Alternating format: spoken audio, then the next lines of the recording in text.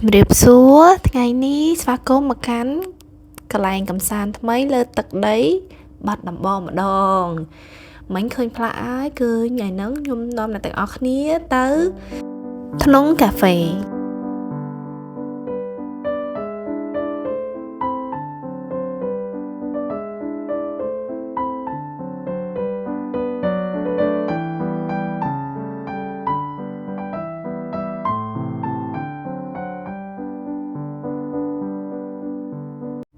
ចំពោះទីតាំងរបស់កន្លែងដែលយើងទៅហ្នឹងក្នុងកាហ្វេហ្នឹងគឺអត់សូវឆ្ងាយប្រហែលទេចេញពី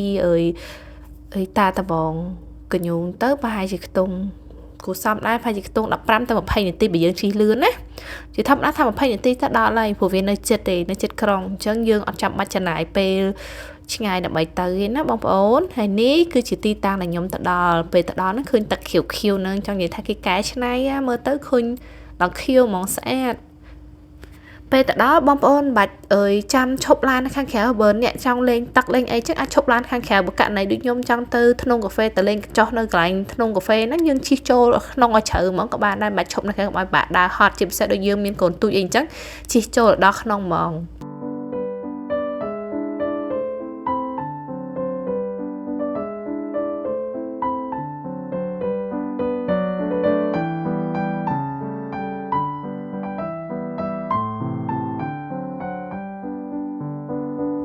ចង់ជំរាបអ្នកទាំងអស់គ្នាថាចំពោះកន្លែង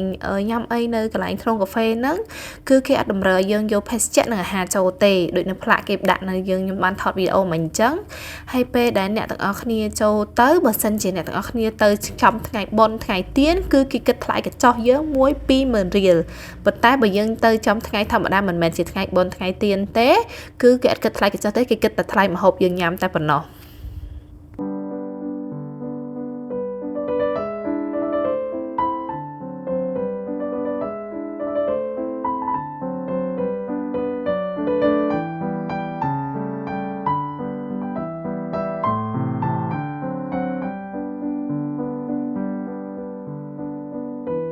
អញ្ចឹងបងដែលចង់ទៅដូចជាខ្ញុំអញ្ចឹងគាត់អាច search នៅក្នុង Google ដាក់ធ្នង់កាហ្វេក៏បានឬក៏ដាក់សួនសុភមង្គលជួនកាលsearch ធ្នង់កាហ្វេសោះរត់ឃើញដាក់សួនសុភមង្គលរកឃើញហើយ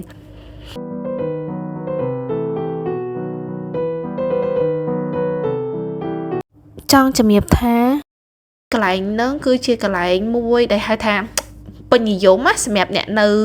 បាត់ដំបងនឹងផ្ទាល់និងភ្ញៀវទេសចរផ្សេងដែលទៅពីខេត្តផ្សេងគឺគេនិយមទៅនឹងគ្រប់គ្នាអញ្ចឹងទៅដល់ទាំងគេទាំងយើងពេលឃើញទេសភាពស្អាតអ្នកខ្លះរត់រះថតរូបសិនណាតែកុំធ្វើអញ្ចឹងទៅរកកន្លែងអង្គុយសិនបើមិនអញ្ចឹងទេតែទៅយឺតបន្តិចគឺអត់មានកន្លែងអង្គុយទេត្រូវឈរចាំអីអញ្ចឹងណាជួនកាលគឺអស់កន្លែងអង្គុយតែម្ដងអញ្ចឹងជាធម្មតាខ្ញុំណែនាំឲ្យអ្នកទាំងអស់គ្នាទៅពីខ្ទង់មុនម៉ោង10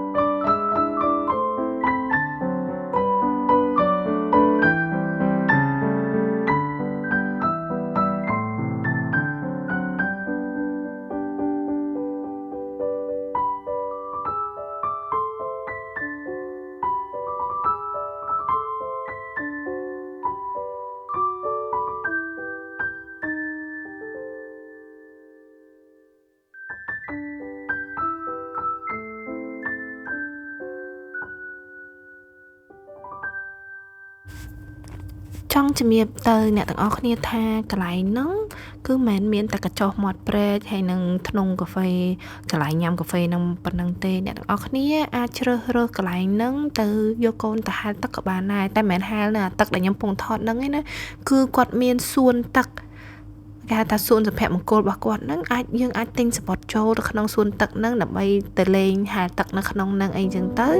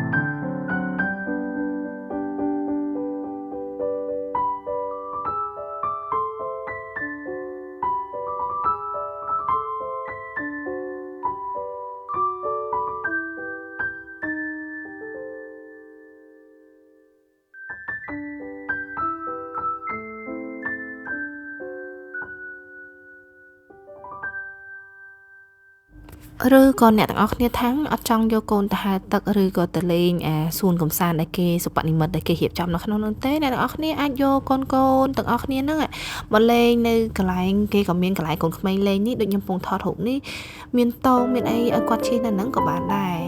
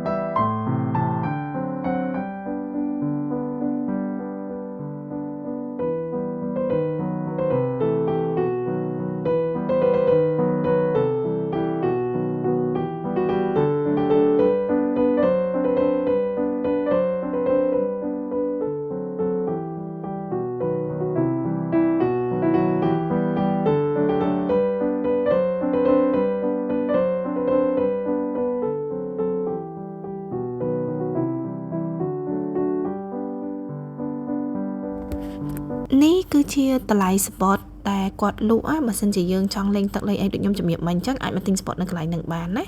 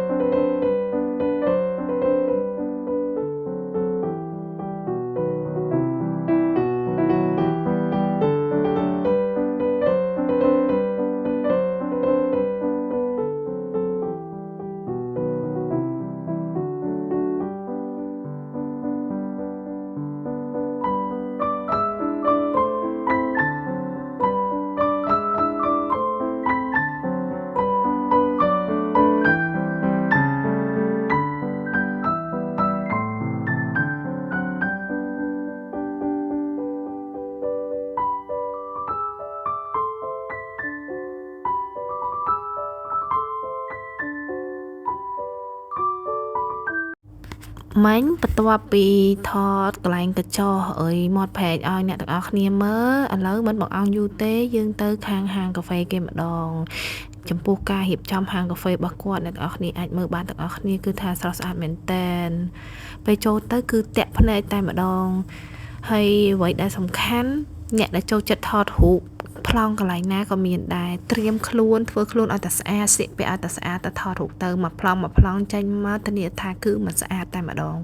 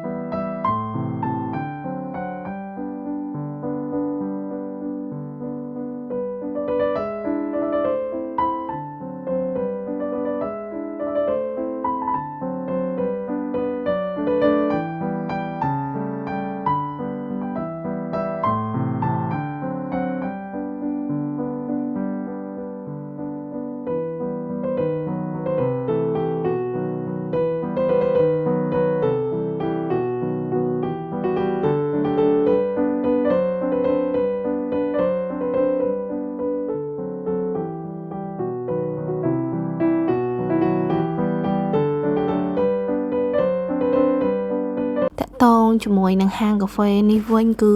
គាត់មានរៀបចំកន្លែងឲ្យយើងអង្គុយមានច្រើនអ្នកទាំងអស់គ្នាចង់អង្គុយខាងក្រៅក៏បានមើលទេសភាពខាងក្រៅក៏បានឬក៏អង្គុយខាងក្នុងក៏បានហើយហាងកាហ្វេរបស់គាត់ពិសេសមួយទៀតគឺថាគាត់មិនមែនមានតែខាងក្នុងហាងកាហ្វេ